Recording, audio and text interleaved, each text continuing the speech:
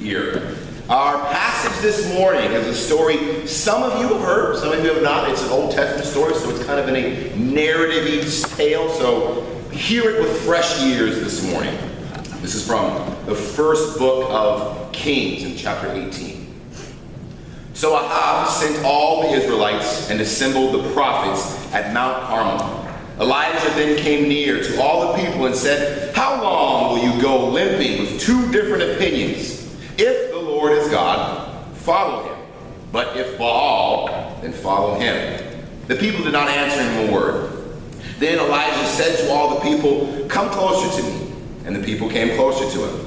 First he repaired the altar of the Lord that had been thrown down.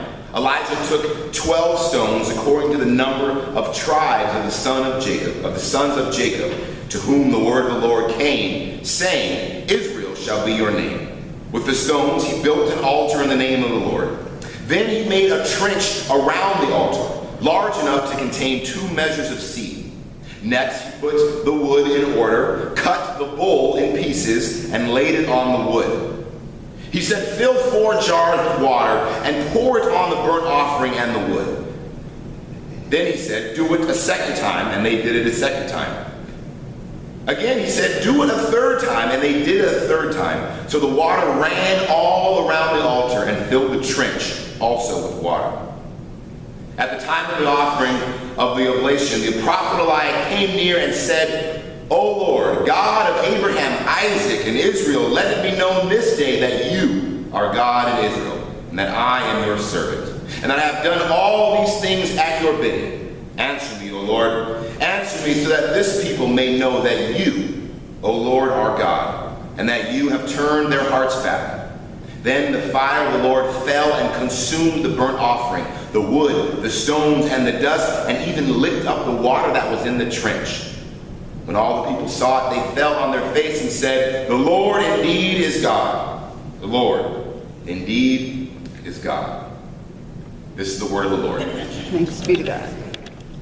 Now, my 19-year-old self was not a fan of insurance. I didn't really get why I had to pay car insurance for a car that only cost $1,500, that I had to pay every month into this insurance to have, car insurance. Legally had to have it. But now, as a hopefully more mature adult, I appreciate the value of good insurance, as should all of you sitting here this morning.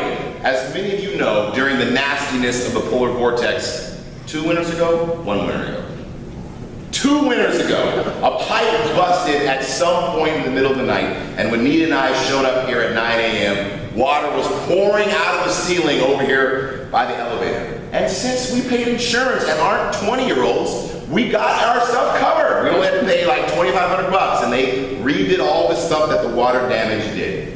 So it pays to have good insurance. I still have that 19-year-old in me who says, maybe, John, maybe there's a way around this, that you don't have to have the full insurance, or maybe you can kind of, without breaking the law, cheat around it a little bit.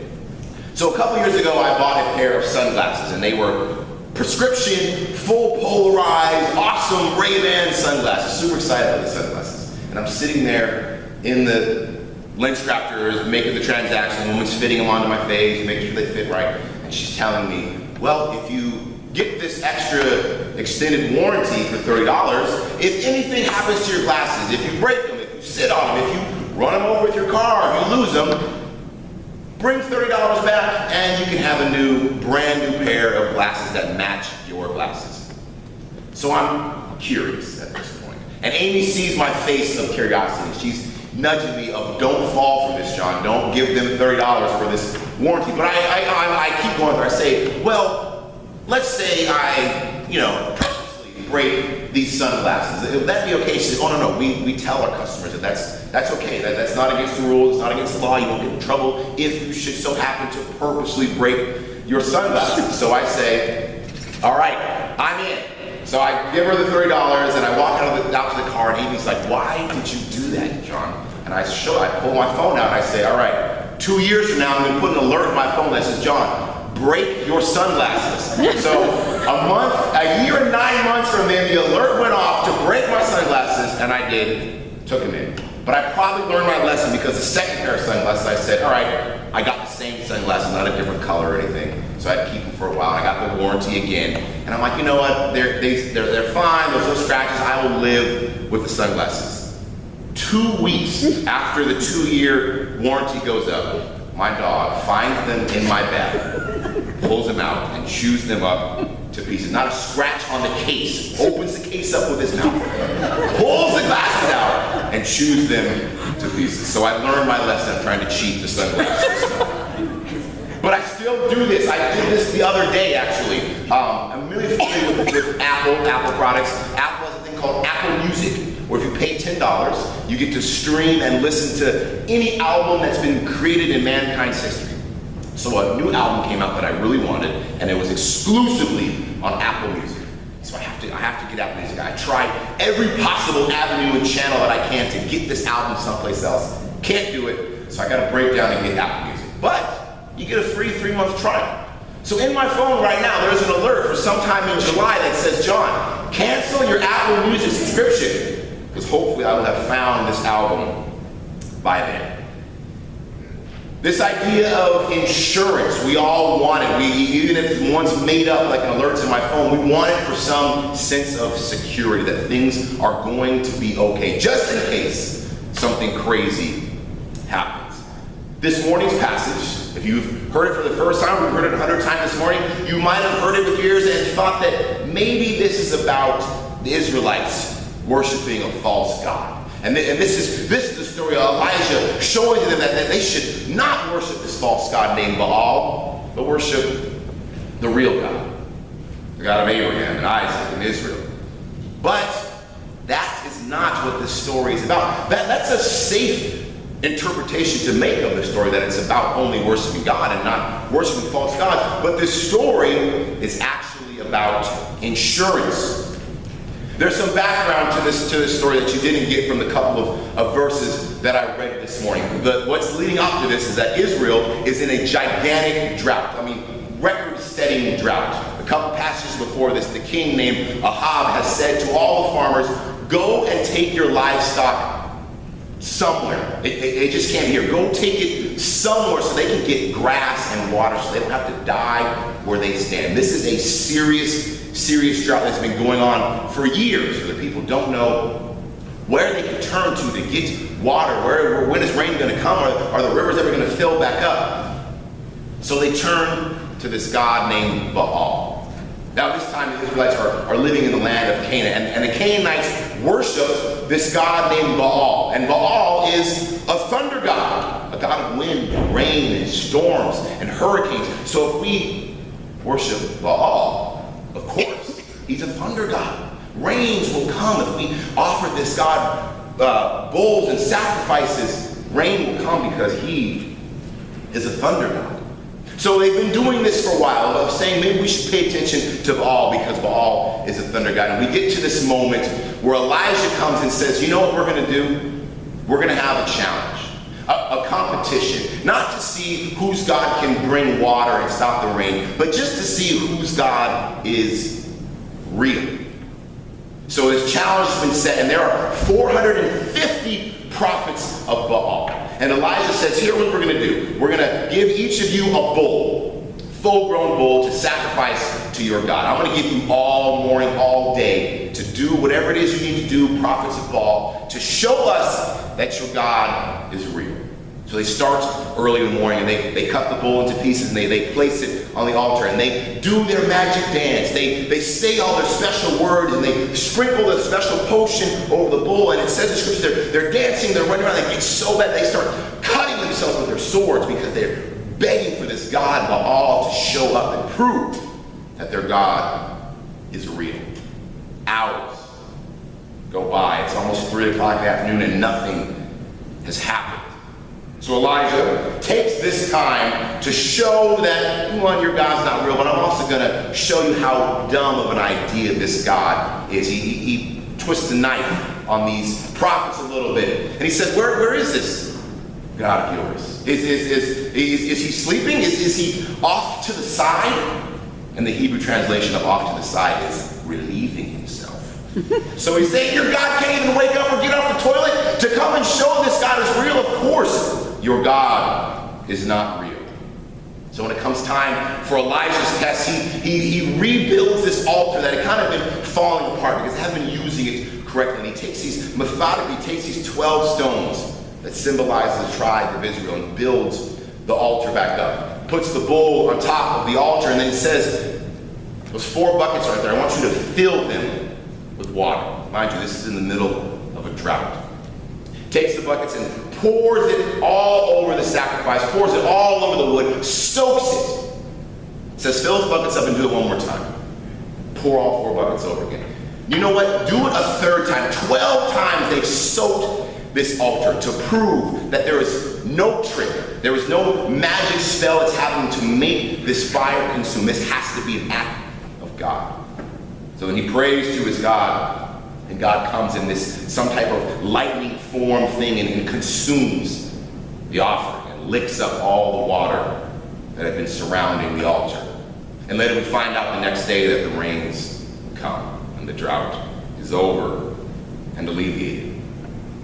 But see, the Israelites, before this, they didn't give up on God. They didn't give up on Yahweh. They still wanted to worship God the way they always did. They still wanted to keep the Sabbath. They still wanted to honor the things that were true about what it meant to be a Jew. But they're worried. They're fearful. They don't know if this water is going to come. They don't know if their livestock are going to live. They don't know if their children are going to live. This drought is serious. So maybe, if we do this other thing, if we worship this other God who is supposed to bring rain and storms, maybe that'll work also. We're in desperate times. We need it to rain. At the beginning of this passage, Elijah says to them, how long are you going to go limping around between these 2 opinions? The Hebrew imagery isn't a human being limping, but a bird who's jumping from branch to branch. Should I build my nest over here? Well, what if summer comes and this kind of rocks? Maybe I should build my nest over here, but that can easily be grabbed by a snake from this other branch. Where am I going to rest and settle about where I'm going to be? That's what the Israelites are doing, of back and forth. We know our God is real, but it hasn't rained. We're worried. We're scared. If they say this other God brings rain, let's at least try it. It's our insurance. It'll make us hopefully have something that will come and makes us feel safe that if we just try it, maybe it'll rain. See, we do this. We jump back and forth, even though we still know that our God is real. We still dabble back and forth in other things that are made up. There's not a group around us that has convinced us that there is some God that we don't know about that can help alleviate certain problems of ours. If we just pay attention to that God, maybe these problems will go. We don't have that problem that the Israelites did. But we do have something that is made up, that's not real, that we pay a whole lot of attention to, that we worry so much about. And that's money. Economy. Is it real? Are numbers on a piece of paper this size real? Are numbers and commas in stock portfolios and spreadsheets and investment plans, are those real?